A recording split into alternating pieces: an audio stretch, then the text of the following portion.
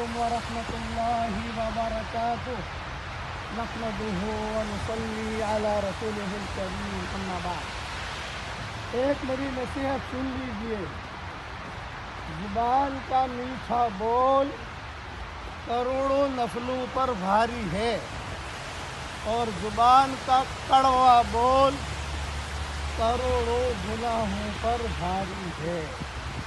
بس اس لیے اپنی زبان کو کنٹرول میں رکھیے۔ زبان کنٹرول میں کیسے آئے گی؟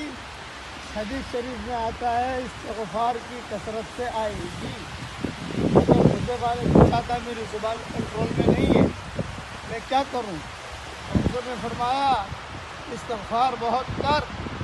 اب پڑھ لیجئے میرے ساتھ استغفار کا صیغہ، اللہم مغفرتک اوسع من ذنوبی ورحمتک ارجع عندی من عملی، اللہم مغفرتک اوسع من ذنوبی ورحمتک ارجع عندی من عملی، اللہم مغفرتک اوسع من ذنوبی ورحمتک ارجع عندی من عملی۔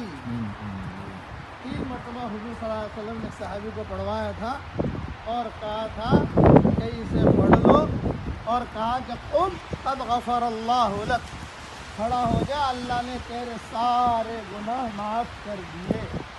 اس لیے اس کے پڑھنے کا اہتمام کیجیے، پڑھ لیجیے، پڑھوا لیجیے۔ اور یہ حدیث کا حوالہ میری کتاب مومن کا اشعار میں بھی ہے اور یہ بکھرے موتی میں بھی ہے۔ اللہ تعالی ہم سب کی زبانوں کی حفاظت فرمائے، آمین آمین۔ وآخر دعوانا الحمد للہ رب العالمین۔